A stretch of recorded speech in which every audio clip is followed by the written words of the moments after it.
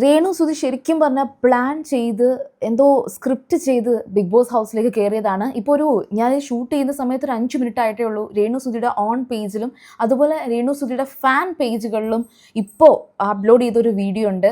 ആ വീഡിയോ നിങ്ങൾക്ക് ഇപ്പോൾ കാണാം. നമസ്കാരം, ഞാൻ രേണു സുധിയാണ്. ഒന്നാമത്തെ വീക്കിൽ തന്നെ ഞാൻ എലിമിനേഷൻ റൗണ്ടിൽ വന്നു.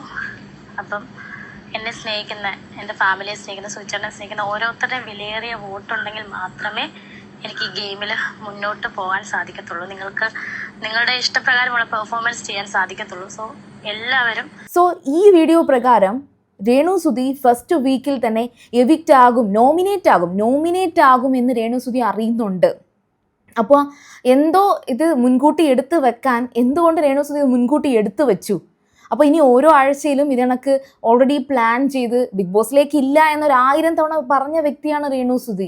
എന്നിട്ട് ഇപ്പോൾ ഈ വന്ന വീഡിയോ ശരിക്കും പറഞ്ഞാൽ അവർ ഭയങ്കര ചൈൽഡിഷ് ആയിട്ട് ബിഹേവ് ചെയ്യുന്നുണ്ട്. അവരുടെ ഫാമിലി ഉൾപ്പെടെ എല്ലാവരും ഒരു കോമൺ സെൻസ് ഇല്ല. ഇത് ബിഗ് ബോസ് ഹൗസിൽ അവർ നിൽക്കുമ്പോൾ തന്നെ ഇങ്ങനെ ഒരു വീഡിയോ പ്ലാൻ ചെയ്ത് എടുത്തിട്ട് പോകാൻ അത്രയ്ക്ക് ബുദ്ധി ഉണ്ടായിരുന്നു അല്ലേ? അതാണ് എനിക്കിത് കണ്ടപ്പോൾ വളരെ ഷോക്കിംഗ് ആണ്. ഇങ്ങനെ പറയാൻ സാധിക്കുന്നു എന്നെനിക്ക് തോന്നി. അതുപോലെ അക്ബറും രേണു സുധിയും തമ്മിലുള്ള ആ ഒരു വിഷയം, അത് ഏഷ്യാനെറ്റ് ആ വീഡിയോയുടെ പ്രൊമോ ഇട്ട സമയത്ത് അത് രേണു സുധിയെ ടാഗ് ചെയ്തിട്ടാണ് ആ വീഡിയോ അപ്ലോഡ് ചെയ്തിരിക്കുന്നത്. രേണു സുധി എന്ന് പറഞ്ഞൊരു വ്യക്തിയെ ടാർഗറ്റ് ചെയ്ത് സംസാരിക്കുന്നു എന്ന് കരുതരുത്, പകരം ഇത് സംഭവിച്ച ഒരു കാര്യമാണ്. പിന്നെ അക്ബർ രേണു സുധിയോട് മാപ്പ് പറഞ്ഞിട്ടുണ്ട്.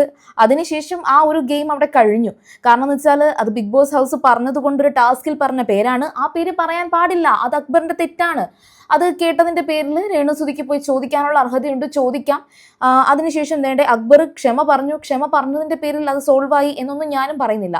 പക്ഷേ രേണു സുധി ഇപ്പോൾ അനുമോളും അതുപോലെ RJ ബിൻസിയുമായിട്ടിരുന്ന് സംസാരിച്ചൊരു സംഭാഷണം ഉണ്ടായിരുന്നു ലൈവില്. കുറച്ചു മുന്നേ നടന്നൊരു സംഭവമാണ്. ഈ പറഞ്ഞ ലൈവില് കുറച്ചു മുന്നേ സംഭവിച്ചതാണ്. അത് മറ്റൊന്നുമല്ല, രേണു സുധിക്ക് വീട്ടിൽ പോകണം. അതാണ് ഇപ്പോൾ അടുത്ത പ്രശ്നം. രേണു സുധി പറയുന്നതെന്ന് വെച്ചാൽ രേണു സുധിക്ക് ഇങ്ങനെ ട്രാവലൊക്കെ ചെയ്ത് ഇങ്ങനെ കറങ്ങി നടക്കാനാണ് ഇഷ്ടം. ആ ഒരു തരത്തിൽ, അതായത് ഷോർട്ട് ഫിലിമൊക്കെ അഭിനയിച്ച് ഇങ്ങനെ നടക്കാനാണ് ഇഷ്ടം എന്ന് രേണു സുധി പറയുന്നുണ്ട്. ഈ സമയം ഇത് കേൾക്കുന്ന അനുമോള് പറയുന്നുണ്ട്, ചേച്ചിക്ക് ഇതൊക്കെയാണോ ഇഷ്ടം? ചേച്ചിക്ക് ഇങ്ങനെ നടന്നാൽ മതിയോ എന്ന് അനുമോള് രേണു സുധിയോട് ചോദിക്കുന്നുണ്ട്.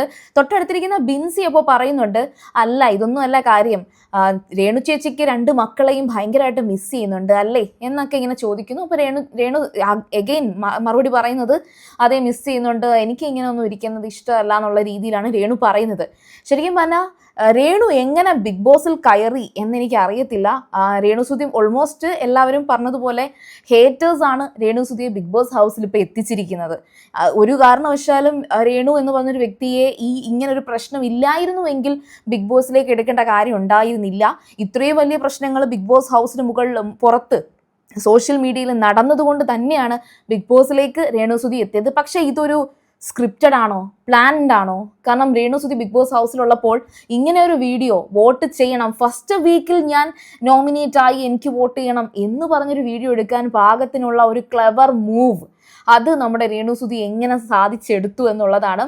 പിന്നെ അതുപോലെ ഇപ്പോൾ ലൈവിൽ നടന്ന ഈ ഒരു സംഭാഷണം ശരിക്കും പറഞ്ഞാൽ ആരോ പിടിച്ചു കയറ്റിയതുപോലെയാണ് ഇപ്പോൾ രേണു സുധി പറഞ്ഞത്, എനിക്ക് എൻ്റെ വീട്ടിൽ പോകണം. ശരിക്കും പറഞ്ഞാൽ അതും ഒരു സ്ട്രാറ്റജി തന്നെയാണ്.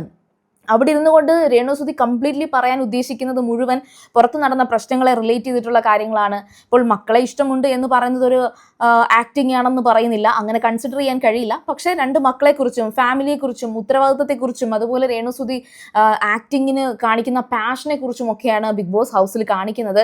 അത് മനഃപൂർവ്വമാകണമെന്നോ അല്ലെങ്കിൽ അത് സ്വാഭാവികമായിട്ട് സംസാരിക്കുന്നതാണോ, അത് എങ്ങനെ വേണമെങ്കിലും നമുക്ക് ജഡ്ജ് ചെയ്യാൻ സാധിക്കും. ഏതായാലും ബിഗ് ബോസ് എന്ന് പറയുന്നത് 100 ദിവസം കളിച്ച് മത്സരിച്ച് മുന്നോട്ട് വരാനുള്ളതാണ്. അപ്പോൾ നിങ്ങളുടെ അഭിപ്രായം എന്തായാലും കമന്റിൽ പറയുക. അതുപോലെ രേണു സുധിയുടെ ഇതൊരു വലിയ സ്ട്രാറ്റജി, ഇങ്ങനൊരു മൂവ് നടത്തിയിട്ടാണ് ബിഗ് ബോസ് ഹൗസിലേക്ക് എത്തിയതെങ്കിൽ ഉറപ്പായിട്ടും കപ്പടിക്കാനുള്ള സാധ്യത വരെയുണ്ട്. ഏതായാലും ശരി, Renu Sudhi all the best. പുറത്ത് ഇതേ കണക്ക് വീഡിയോസ് ഒക്കെ കൊടുത്തിട്ടാണ് പോയിട്ടുള്ളതെങ്കിൽ നമുക്ക് വഴിയായിട്ട് രേണു സുധിയുടെ പേജുകളിൽ ഈ വീഡിയോസ് കാണാം. അതുപോലെ നിങ്ങൾ ആദ്യമായിട്ടാണ് സീരിയൽ ഗ്രാൻഡ്മയുടെ വീഡിയോ കാണുന്നതെങ്കിൽ ഉറപ്പായിട്ടും ചാനൽ ഒന്ന് സബ്സ്ക്രൈബ് ചെയ്ത് കമൻറ്റ് ചെയ്ത് നിങ്ങൾ ഉറപ്പായിട്ടും ഇതൊന്ന് ഷെയർ ചെയ്ത് കൊണ്ടുപോവുക. ടാറ്റാ.